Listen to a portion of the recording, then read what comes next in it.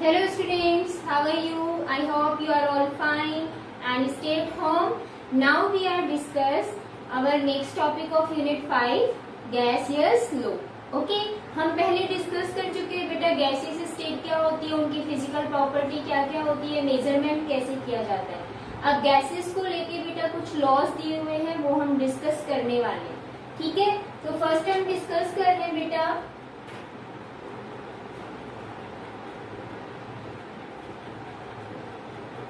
ये gas law जो दिया हुआ है, गैस लॉज ये बेटा अलग अलग साइंटिस्ट ने दिया था। क्या क्या दिया था? गैसेस है तो बेटा टेम्परेचर, वॉल्यूम एंड प्रेशर रहेगी यहाँ पर टर्म, आपको ध्यान रखना है। ठीक है, तो फर्स्ट बेटा लॉ आता है बॉयल्स लॉ। बॉयल्स लॉ क्या कहता है, अच्छे से देखना बेटा।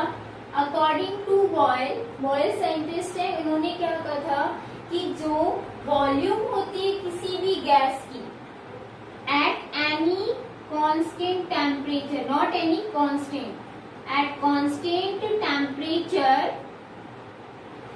Volume of gas is inversely proportional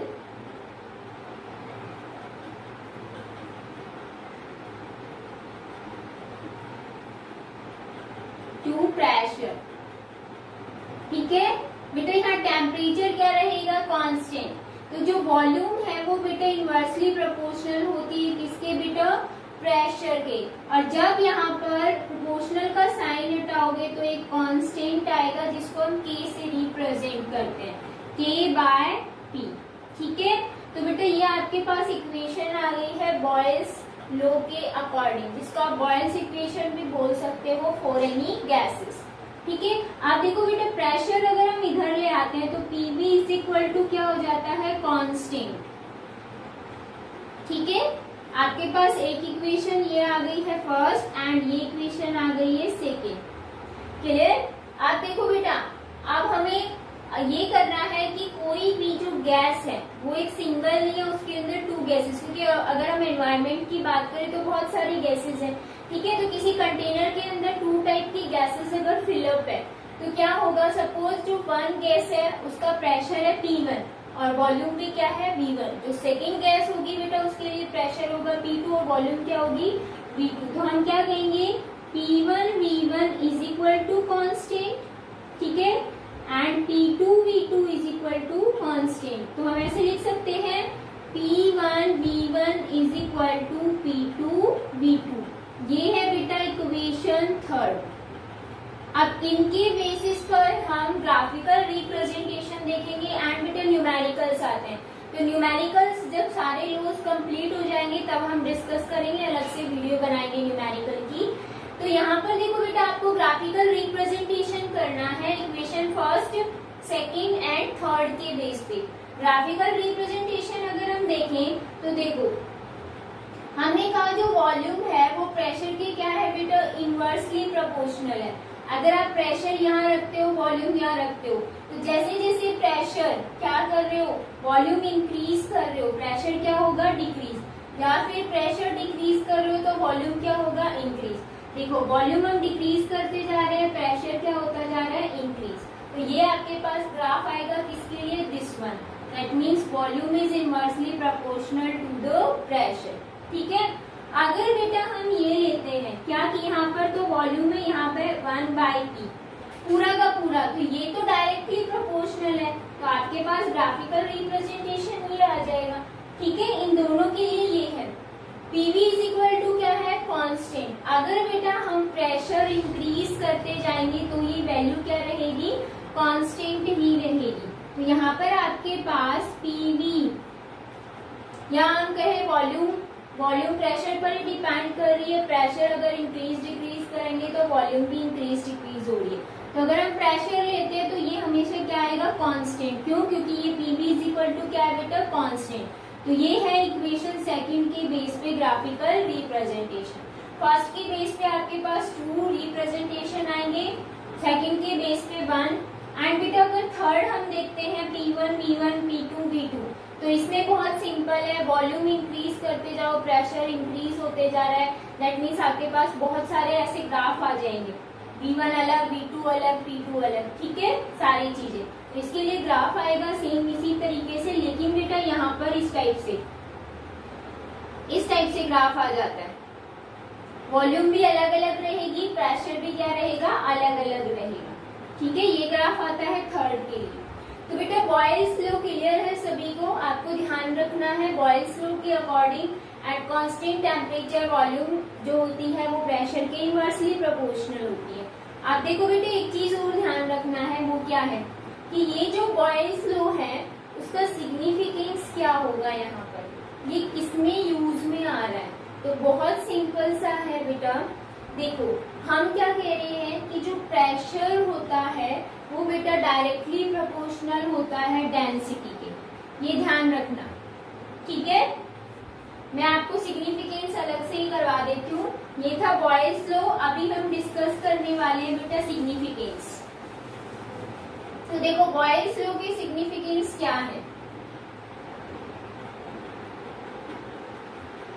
बेटा, इसके अंदर जो प्रेशर होता है वो डायरेक्टली प्रोपोर्शनल होता है डेंसिटी के। तो अगर हम यहाँ पर देखें कि वॉल्यूम जो है वो किसकी इनवर्सली प्रोपोर्शनल आ रही है, डेंसिटी के, क्योंकि pressure is directly proportional to the density. Pressure जैसे जैसे इंक्रीज करते हैं डेंसिटी भी क्या होती है, इंक्रीज होती है, ठीक है, क्योंकि मॉलिक्यूल्स पास पास आते हैं तो डेंसिटी क्या हो जाएगी, इंक्रीज हो जाएगी। तो ये दोनों एक दूसरे की डायरेक्टली प्रोपोर्शनल। अब देखो अगर हम डेंसिटी क्या कर रहे हैं बेटा, इंक्रीज कर रहे हैं, तो वॉल्यूम क्या हो रही है, डिक्रीज हो रही है, या वॉल्यूम को इंक्रीज कर रहे हो तो डेंसिटी क्या हो रही है, डिक्रीज हो रही है, एक दूसरे की इनवर्सली प्रोपोर्शनल है। दैट मीन्स वॉल्यूम और डेंसिटी की जहां टर्म आती है इंक्रीज एंड डिक्रीज, इसका मतलब बेटा जो गैसेस होती है वो क्या होती है, गैसेस आर कंप्रेसिबल। समझ आया, कंप्रेसिबल का मतलब कंप्रेस हो रही है, कंप्रेस कैसे, वॉल्यूम और डेंसिटी में क्या हो रहा है, चेंज नहीं हो रहा है, ठीक है। तो बॉयल्स लॉ के सिग्निफिकेंस में आप ये बताओगे, बॉयल्स लॉ क्या एक्सप्लेन करता है, gases are the compressible, clear. तो ये था बेटा फर्स्ट लॉ, आपको ये ध्यान रखना है क्योंकि इन लॉज के बेस पे बेटा एक इक्वेशन बनती है जिसको हम आइडियल गैस इक्वेशन बोलते हैं। तो आपको ये जो ये वाला कंसेप्ट है वो ध्यान रखना है। नेक्स्ट बेटा सेकंड देखते हैं हम, चार्ल्स लॉ।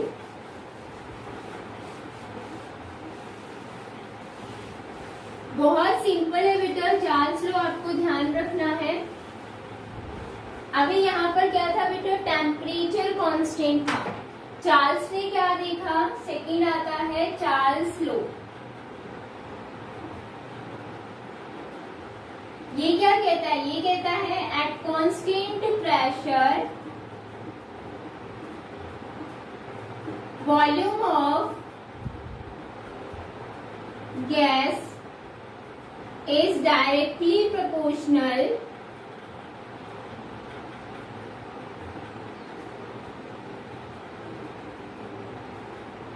to temperature, ठीक है। किसके डायरेक्टली प्रोपोर्शनल है, टेम्परेचर की, कौन, वॉल्यूम, किस पे बेटा, कांस्टेंट प्रेशर पे। तो हम यहाँ पे ये कह सकते हैं जो वॉल्यूम है वो डायरेक्टली प्रोपोर्शनल आ रही है टेम्परेचर की। तो वॉल्यूम में आपको यहाँ पर प्रोपोर्शनल का साइन हटाना है, कांस्टेंट आ जाएगा, ठीक है। आप अगर इसको इधर लेके आते हो तो क्या आएगा, V/T is equal to constant, के का मतलब यहाँ पर कांस्टेंट है, ठीक है। आप देखो बेटा हमने कहा कि आपके पास टू गैसेस हैं, सपोज एक गैस है A एंड दूसरी गैस है बेटा B। इस गैस के लिए बेटा वॉल्यूम है V1, टेम्परेचर है T1। इस गैस के लिए वॉल्यूम है V2, टेम्परेचर है T2। तो आप क्या करोगे, V1 T1 is equal to constant आएगा, V2 T2 is equal to भी क्या आएगा बेटा, कांस्टेंट। तो दोनों इक्वल है कांस्टेंट के, तो हम ये लिख सकते हैं V1 divided by V2 is equal to V1 T1 V2 T2, ठीक है। तो बेटा आपके पास इसके बेस पे न्यूमेरिकल आता है, आपको सॉल्व करना होगा। कोई किसी एक गैस की वॉल्यूम दी रहेगी, दूसरी कैलकुलेट करना है, टेम्परेचर आपके पास मिलेगा, या टेम्परेचर कैलकुलेट करना पूछेंगे, वॉल्यूम मिलेगी, ठीक है। तो आपके पास तीन इक्वेशन आ गई, 1, 2 एंड 3। अब ग्राफिकल रिप्रेजेंटेशन करना है। देखो बेटा वॉल्यूम किसके डायरेक्टली प्रोपोर्शनल है, टेम्परेचर के। तो हम कहते हैं जैसे जैसे टेम्परेचर इंक्रीज करेंगे वॉल्यूम भी क्या होगी, इंक्रीज होगी। ठीक है, यहाँ पर अगर हम देखें V divided by T is equal to constant है, तो आप टेम्परेचर कितना भी इंक्रीज करो V बाई T हमेशा क्या रहेगा बेटा, कांस्टेंट रहेगा। ठीक है, क्योंकि इसके अकॉर्डिंग। एंड बेटा इसमें आपके पास डिफरेंट आएंगे, सेम जैसे मैंने उसमें बताया था। तो बेटा इसके अंदर आपको एक चीज ध्यान रखनी है, वो क्या कि इसका सिग्निफिकेंस क्या है, चार्ल्स लॉ क्या एक्सप्लेन करता है। आपको एक चीज समझ में आ रही है, टेम्परेचर को जब हम इंक्रीज करेंगे तो वॉल्यूम भी क्या हो रही है, इंक्रीज। देखो टेम्परेचर यहाँ इंक्रीज कर रहे हैं, वॉल्यूम भी क्या हो रही है, इंक्रीज हो रही है, सेम एज इट इज। तो हम कहते हैं जैसे जैसे टेम्परेचर इंक्रीज करेंगे वॉल्यूम हो रही है इंक्रीज। और we know that volume inversely proportional होती है डेंसिटी के। दैट मीन्स बेटा डेंसिटी क्या होगी, डिक्रीज होगी। क्लियर ये चीज। और जब डेंसिटी डिक्रीज होती है तो इसका मतलब जो आपके पास एयर रहेगी या जो गैस रहेगी, क्योंकि एयर के अंदर गैस ही प्रेजेंट है, वो क्या होगी बेटा, लाइट वेट रहेगी। डेंसिटी कम हो रही है, दैट मीन्स वो लाइट वेट है। ठीक है, तो इसका मतलब क्या हुआ, आपके पास क्वेश्चन ये आ जाता है क्या कि एक तो है आपके पास एटमॉस्फेरिक एयर और एक आपके पास है बेटा हॉट एयर। इन दोनों में से लाइट वेट कौन होती है, तो बहुत सिंपल है बेटा, इसमें हमने क्या दिया, टेम्परेचर। वॉल्यूम इंक्रीज हुई, दैट मीन्स डेंसिटी क्या हो गई, डिक्रीज हो गई, जिसकी वजह से ये लाइट वेट की हो गई। तो आपको अगर अच्छे से पता हो कि जो बैलून्स होते हैं उनके अंदर बेटा जो गैस फिलअप होती है या एयर फिलअप होती है वो कैसी होती है, हॉट एयर। ठीक है, तो सिग्निफिकेंस ऑफ चार्ल्स लॉ में आपको ध्यान रखना है कि जो टेम्परेचर जब हम इंक्रीज करते हैं तो गैस एक्सपेंड हो जाती है, जिसकी वजह से वॉल्यूम इंक्रीज होती है और डेंसिटी डिक्रीज हो जाती है। और जैसे ही डेंसिटी डिक्रीज हो जाती है उसका वेट लाइट हो जाता है, जो कि जितने भी बैलून्स होते हैं उनके अंदर फिलअप करने में यूज में आते हैं। ठीक है, तो आपको इसके बेस पे ये वाला कंसेप्ट एक्सप्लेन करना है। ठीक है, नेक्स्ट बेटा, और नेक्स्ट जो क्वेश्चन है वो नेक्स्ट जो न्यूमेरिकल है वो हम बाद में डिस्कस करेंगे। थर्ड जो लो है वो है गे-ल्यूसेक लो। वो क्या कहता है गे-ल्यूसेक लो, देखो आई होप सभी को समझ में आ रहा होगा बेटा, बहुत इजी है, इसमें बस एक कंसेप्ट अच्छे से लेके चलना है। गैसेस है, गैसेस में टेम्परेचर, वॉल्यूम एंड प्रेशर, ये तीन चीज है और इनमें बेटा एक चीज कांस्टेंट रहेंगी, दो रिलेट्स करेंगी एक दूसरे को। ठीक है, अभी हम थर्ड देख रहे हैं गे-ल्यूसेक लो।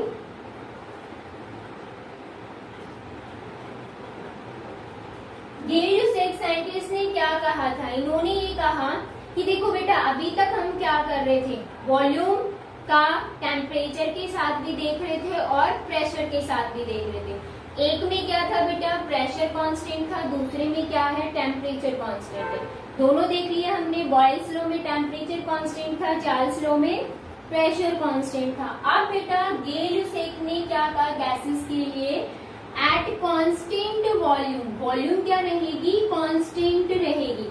Eight constant volume pressure is directly proportional to the volume. ठीक है, इसका मतलब जो प्रेशर था वो किसके डायरेक्टली प्रोपोर्शनल होगा बेटा, वॉल्यूम के। क्लियर, तो इसमें क्या होगा, बहुत सिंपल है, अगर हम प्रेशर इंक्रीज करते हैं तो वॉल्यूम भी क्या होगी, इंक्रीज होगी। सॉरी, वॉल्यूम तो कांस्टेंट है, pressure is directly proportional to the temperature. ठीक है, वॉल्यूम तो कांस्टेंट है, यहाँ पर आएगा टेम्परेचर। जैसे कि एक क्लोज कंटेनर है, यहाँ पर ये क्लोज है, ठीक है, हमने पिस्टन यूज की हुई क्लोज किया हुआ है, यहाँ पर बेटा गैस फिलअप है। ठीक है, अगर हम यहाँ पर प्रेशर इंक्रीज करते हैं इसका तो क्या होगा, जैसे ही प्रेशर इंक्रीज करेंगे ये मॉलिक्यूल्स जो है वो एक दूसरे से स्ट्राइक करेंगे, एक दूसरे को टक्कर मारेंगे, और जैसे ही बेटा टक्कर मारेंगे दैट मीन्स एनर्जी को क्या करेंगे, रिलीज करेंगे, जिसकी वजह से जब हम थर्मामीटर यूज करते हैं तो इनका टेम्परेचर क्या हो जाता है, इंक्रीज मिलेगा, ज्यादा मिलेगा। रीजन मैंने आपको बता दिया, प्रेशर जब इंक्रीज करोगे तो ये जो गैसेस के मॉलिक्यूल है फ्रीली मूव कर रहे थे, जैसे ही प्रेशर इंक्रीज करेंगे, कहाँ से, यहाँ से, पिस्टन से, तो क्या होगा, इनमें क्या होगा, ये मॉलिक्यूल्स एक दूसरे के क्या आएंगे, स्ट्राइक करेंगे या टकराएंगे, तो एनर्जी रिलीज करेंगे। जैसे एनर्जी रिलीज करेंगे, यहाँ का टेम्परेचर क्या हो जाएगा, इंक्रीज हो जाएगा। तो वॉल्यूम क्या रहेगी, एज इट इज, जो आपने कंटेनर के अंदर फिलअप किया वो एज इट इज रहेगी, वहां से रिलीज नहीं हो रही है या हम वहां उसके अंदर कुछ डाल नहीं रहे। ठीक है, तो बेटा pressure is directly proportional to the temperature. जब आप क्या करोगे, प्रोपोर्शनल का साइन हटाओगे, अगेन कांस्टेंट आ गया, तो हम लिख सकते हैं P divided by T is equal to K, जो कि कांस्टेंट है। ठीक है, एंड बेटा आपके पास टू गैसेज है, गैस जो A है उसके लिए बेटा प्रेशर है P1, टेम्परेचर है T1 eight constant volume, volume क्या रहेगी, V रहेगी दोनों में। ठीक है, एंड गैस B के लिए बेटा हम क्या लिखेंगे, P2 टेम्परेचर T2। ठीक है, प्रेशर एंड टेम्परेचर। तो यहाँ पर आप पुट करोगे तो क्या आएगा, P1 T1 is equal to P2 T2। Clear है, तो आपके पास गेल-यूसेक लॉ आ गया, P1 T1 is equal to P2 T2। इसके बेस पे भी न्यूमेरिकल होंगे, वो हम सॉल्व करेंगे। आप देखो बेटे, इसमें ग्राफिकल रिप्रेजेंटेशन करें तो आपको बहुत अच्छे से पता है, सिंपल है, क्या आना है, प्रेशर टेम्परेचर, आपके पास ये सिंपल एक लाइन आएगी। ठीक है, स्ट्रेट लाइन आती है हमारे पास। तो ये था गेल-यूसेक लॉ। अब जो नेक्स्ट आता है वो आता है बेटा एवोगैड्रो लॉ। आपको अच्छे से समझने हैं सारे लॉज, बहुत इजी है और ये बेटा इम्पोर्टेंट भी, एग्जाम में पूछा भी जाता है। नेक्स्ट है एवोगैड्रो लॉ। एवोगैड्रो लॉ क्या कहता है, ये थोड़ा सा अलग है।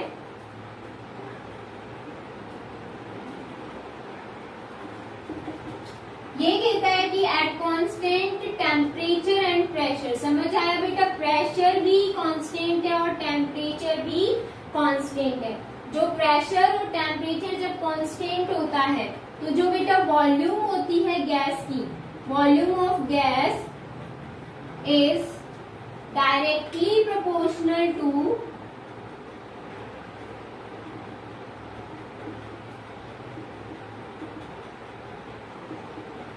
नंबर ऑफ मॉलिक्यूल्स या फिर नंबर ऑफ मोल्स। ठीक है, ध्यान रखना है बेटा। क्यों, देखो बेटा यहाँ पर आपके पास एक कंटेनर है जिसमें गैस फिलअप है। ठीक है, तो हम ये कह रहे हैं कि इसकी कुछ ना कुछ वॉल्यूम होगी, सपोज इसकी वॉल्यूम क्या है, V। तो टेम्परेचर और प्रेशर दोनों ही क्या है बेटा, कांस्टेंट है। जब ये दोनों कांस्टेंट होंगे तो इसके इसमें जो वॉल्यूम है वो किस पर डिपेंड करेगी, इसके अंदर जितने नंबर ऑफ मॉलिक्यूल्स प्रेजेंट है गैस के, वो किसको डिफाइन करेंगे, इसकी टोटल वॉल्यूम को डिफाइन करेंगे। ठीक है, तो यहाँ पर सपोज नंबर ऑफ मॉलिक्यूल्स है n, तो हम ये कहते हैं volume is directly proportional to the n is the number of molecule और नंबर ऑफ मोल्स। ठीक है, ये ध्यान रखना है।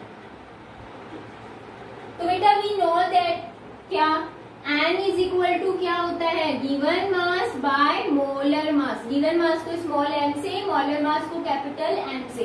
तो हम लिख सकते हैं V is directly proportional to molar mass के इनवर्सली प्रोपोर्शनल है एंड गिवन मास के डायरेक्टली प्रोपोर्शनल है। अब हम यहाँ पर साइन हटा देते हैं, प्रोपोर्शनल का क्या आ जाएगा, Km/m। तो capital M is the molar मास। हम मोलर मास भी कैलकुलेट कर सकते हैं। देखो बेटा इस क्वेश्चन में हम वॉल्यूम भी कैलकुलेट कर सकते हैं एंड मोलर मास भी कैलकुलेट कर सकते हैं। Molar mass is equal to क्या आ जाएगा बेटा, V divided by Km divided by V। ठीक है, और यहाँ से एक और फॉर्मूला बन के आता है, वो क्या बन के आएगा, We know that density is the mass by volume, होता है। ठीक है, एंड यहाँ भी क्या है, मास बाय वॉल्यूम। ये किसके इक्वल है बेटा, डेंसिटी के इक्वल है। तो हम लिख सकते हैं molar mass is equal to constant into density. आपके पास एक फॉर्मूला ये आ गया, एक फॉर्मूला बेटा ये है और एक ये है। इन तीनों के बेस पे न्यूमेरिकल आते हैं। क्वेश्चन में डेंसिटी भी गिवन हो सकती है, पूछी जा सकती है। ठीक है, मोलर मास गिवन भी हो सकता है, पूछा भी जा सकता है, एंड वॉल्यूम भी। ये इम्पोर्टेंट है बेटा, इसके बेस पे न्यूमेरिकल आते हैं, आपको अच्छे से ध्यान रखना है। अगर आपसे पूछते हैं कि वॉल्यूम और मोलर मास में क्या रिलेशन होता है, तो देखो बेटा वॉल्यूम इधर है, मोलर मास इधर है, तो we can say that volume is inversely proportional to the molar mass. ठीक है, और अगर आपसे पूछते हैं what is the relation between molar mass and density, तो आपको यहाँ पर दिख रहा है, तो हम कह सकते हैं molar mass is directly proportional to the density. आपके पास टू रिलेशंस हैं, अगर पूछा जाता है तो आप बता सकते हैं। क्लियर है? तो ये है बेटा एवोगैड्रो लॉ। अब इसमें आपको क्या करना है, आई थिंक ग्राफिकल रिप्रेजेंटेशन कराने की जरूरत नहीं है, अगर ये कंसेप्ट ध्यान है तो आप अपने आप भी कर सकते हो। ये क्लियर? तो बेटा 4 लॉज गैसेस के हैं, Boyle's law, Charles law, Gay Lussac law and Avogadro law. अब बेटा इसमें हम क्या देखेंगे, इन लॉज के बेस पे एक इक्वेशन निकल के आती है, वो मैं आपको करवाती हूँ। ठीक है, वही आपको ध्यान रखनी है, कौन सी है देखो, उसको हम नेम देते हैं आइडियल गैस इक्वेशन। ये गैसेस लॉ कंप्लीट हो चुका है।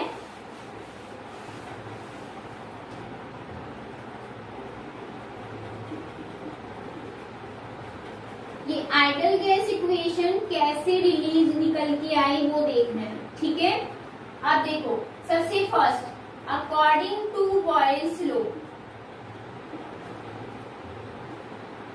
क्या था बेटा, volume is inversely proportional to the pressure at constant temperature. ठीक है, ये थी बेटा इक्वेशन, हमें फर्स्ट मान के चलनी है। According to Charles law volume जो होता है वो बेटा डायरेक्टली प्रोपोर्शनल होता है टेम्परेचर के, कब, एट कांस्टेंट प्रेशर। ठीक है, ये हमने देख ली, इसको हमने इक्वेशन सेकंड माना। एंड बेटा according to Avogadro law, Gay Lussac law नहीं लेना आपको, एवोगैड्रो लॉ, क्योंकि उसमें बेटा वॉल्यूम ही क्या थी, कांस्टेंट थी, तो हम देखो वॉल्यूम की टर्म लेके चल रहे हैं। ठीक है, एवोगैड्रो लॉ के अकॉर्डिंग क्या होता है बेटा, volume is directly proportional to the number of moles at constant temperature and pressure. ठीक है, ये हमने इक्वेशन थर्ड मान ली। तो हम कह सकते हैं from equation first, second and third, देखो इन तीनों में बेटा v क्या है, कॉमन, तो हम कह सकते हैं v, और यहाँ पर साइन लगाओगे, प्रोपोर्शनल भी हो सकता है, इनवर्सली भी। यहाँ पर है t n, तो हम लिख सकते हैं n t डिवाइडेड बाय बेटा यहाँ नीचे क्या आ जाएगा, p। क्लियर है? आप देखो नेक्स्ट देखेंगे, यहाँ पर जैसे ही प्रोपोर्शनल का साइन हटाओगे तो v इज इक्वल टू क्या हो जाएगा, अभी तक हम k देख रहे थे, अब आएगा बेटा r, जो कि एक गैस कांस्टेंट होता है, गैस की बात कर रहे हैं तो वो एक गैस कांस्टेंट रहेगा। तो हम यहाँ एक कांस्टेंट आ जाता है r, जिसको हम लिखेंगे nRT डिवाइडेड बाय p। ठीक है, एंड p को बेटा आप इधर लेके आओगे तो क्या आएगा, PV is equal to nRT। This is a ideal gas equation. Clear? बहुत सा सिंपल सा है ये, आपको 3 लॉज लेने हैं, Boyle's law, Charles law, Avogadro law. Gay Lussac law नहीं लेना है क्योंकि उसमें बेटा वॉल्यूम ही कांस्टेंट थी। यहाँ सभी में वॉल्यूम का रिलेशन देखेंगे, वॉल्यूम कॉमन आ जाएगी। ठीक है, एन है, टी है, वो डायरेक्टली प्रोपोर्शनल है तो हमने यहाँ लिख दिया, प्रेशर इनवर्सली है तो हमने यहाँ लिख दिया। जैसे ही हम प्रोपोर्शनल का साइन हटाएंगे यहाँ एक कांस्टेंट आ जाता है आर, जिसको हम क्या बोलते हैं बेटा, गैस कांस्टेंट। इसकी वैल्यू फिक्स होती है, न्यूमेरिकल करेंगे तब बताएंगे। ठीक है, एंड बेटा जब प्रेशर को आप इधर लाओगे तो क्या हो जाएगा, PV is equal to nRT। This is the ideal gas equation. अब इसको हम कैसे मॉडिफाई कर सकते हैं, इसका हम रिलेशन कैसे देख सकते हैं, तो आपको अच्छे से याद होगा एवोगैड्रो लॉ के अंदर मैंने क्या बताया था, वो चीज यहाँ पर भी देखनी है। देखो आइडियल गैस इक्वेशन का हम देखते हैं और क्या रिलेशन निकलता है। PV इज इक्वल टू बेटा nRT है। ठीक है, we know that m is equal to given mass by molar mass. अगर हम पुट करते हैं तो pv इज इक्वल टू क्या आ जाता है, given mass by molar mass RT। ठीक है, एक आपके पास ये फॉर्मूला न्यूमेरिकल में यूज में लेना है। ठीक है, अगर आप यहाँ पर देखते हैं प्रेशर और किसमें, मोलर मास में, तो भी क्या है, इनवर्सली प्रोपोर्शनल, वॉल्यूम भी क्या है, इनवर्सली प्रोपोर्शनल। आप देखो बेटा, आप मोलर मास को इधर ले आओ, वॉल्यूम को इधर ले आओ, तो क्या हो जाएगा, P molar mass is equal to mass by volume RT। We know that mass by volume क्या होता है बेटा, डेंसिटी। हमें पता है ना, density is equal to mass by volume. हम यहाँ पर क्या पुट कर सकते हैं, Pm is equal to density RT। ठीक है, तो आपके पास एक फॉर्मूला ये आ जाएगा।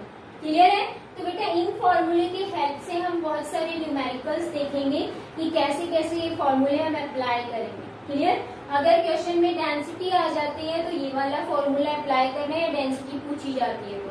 अगर बेटा मोलर मास तो आप निकाल सकते हो, गिवन मास अगर मिलेगा आपको, क्वेश्चन में कोई मास दिया हुआ है किसी भी गैसेस का, तब आपको ये वाला फॉर्मूला पुट करना है। इसमें कुछ भी पूछ सकते हैं, प्रेशर पूछ सकते हैं, वॉल्यूम, टेम्परेचर। ठीक है, तो आपको ये वाला फॉर्मूला अप्लाई करना है। डेंसिटी जहाँ आए वहां ये वाला फॉर्मूला अप्लाई करना है। तो बेटा आज हमने डिस्कस कर लिया है गैसियस लो एंड बेटा आइडियल गैस इक्वेशन कैसे यहाँ से निकल के आती है इन गैसेस लो से, वो भी हमने डिस्कस किया। कल बेटा हम डिस्कस करेंगे इसके बेस पर न्यूमेरिकल। ओके बेटा, कल मिलते हैं, टेक केयर।